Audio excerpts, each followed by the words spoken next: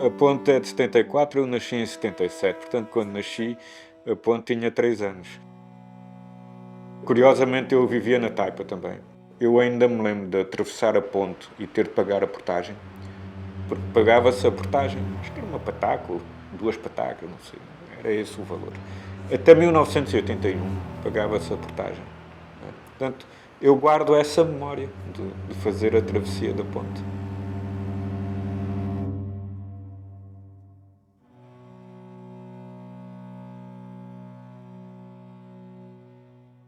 A população de Macau era à volta de 200 mil pessoas, 200 e tal mil pessoas, portanto, sensivelmente um terço do que temos hoje. Nas ilhas, na Taipa e Coloane, éramos ainda menos, talvez 1%, 2 mil e tal, assim, uns poucos milhares. Não é? E a Taipa ficava longe. Taipa e Coloane não estavam ligados à Península de Macau fisicamente e a ligação era feita por uns barcos. O meu pai, que nasceu em 1946, contava-me que faziam, a escola organizava excursões que iam à Taipa, dependendo das marés, a viagem demorava uma hora e tal, e na Taipa praticamente não havia nada, havia uma pequena aldeia, Arrozais, dizia-me ele que viu o primeiro búfalo, a vida dele foi na Taipa, que viu. A ponte, naturalmente, foi um elemento muito importante para se permitir depois o desenvolvimento urbano da Taipa e posteriormente de Coloane também. Urbanização essa que só teve lugar no final dos anos 80 e no início dos anos 90.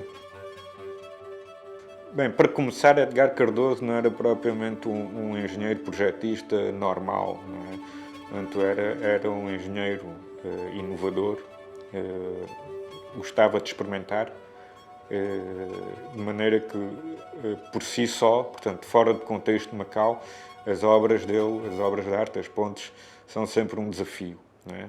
E agora, no contexto de Macau, se calhar um desafio ainda maior, porque Macau, nessa altura, não era propriamente um território com grande experiência na construção de infraestruturas. Não é? Essa ponte foi a primeira ponte a ser construída em Macau. E aliando-se então a esse perfil inovador, a esse caráter inovador do projetista, que acabou por ser um grande desafio. Aliás, há esta foto que é bastante célebre, de Miguel Edgar Cardoso, sentado por cima de um dos elementos da ponte, de uma viga, que está a ser içada e pronta para ser instalada. Não é? Em termos de técnicas, merece a pena mencionar que a ponte foi toda construída com peças pré-fabricadas e coladas com umas resinas de epóxi. A ponte é praticamente toda ela, os pilares, os tabuleiros, é praticamente toda ela em peças pré-fabricadas. É como de facto parece o manual da IKEA, para montar a mobília. A ponte tem uma geometria, tem um desenho muito próprio, que vai buscar um pouco as técnicas, ou uma técnica que é usada mais, se calhar, em estruturas metálicas, que é o contraventamento, aquelas peças em forma de X, que vemos nos pilares, a razão pela qual os pilares não são maciços, são peças mais leves, com uma transparência. Portanto, se olharmos para a ponte, ela é toda ela muito leve, muito ligeira, com elementos que são muito finos.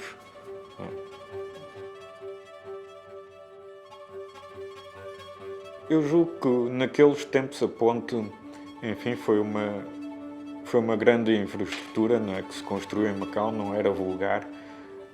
Além disso, se formos ver os documentos daqueles tempos, até se fala de um sonho concretizado. E a partir daí teve uma carga simbólica bastante forte. E ao longo dos anos, julgo que a ponte também passou a ser parte um bocado da imagem de Macau. Portanto, a pessoa quando faz pesquisas no Google sobre Macau, há muitas fotos da ponte, há muitas fotos em que a ponte aparece. O emblema da Raiem, muitas pessoas não sabem, mas por debaixo da flor de lótus está a silhueta da ponte. E depois o mar, Tudo isso acho que faz parte da história da ponte e, como resultado, temos uma ponte que tem um simbolismo, uma carga simbólica bastante forte, ainda hoje.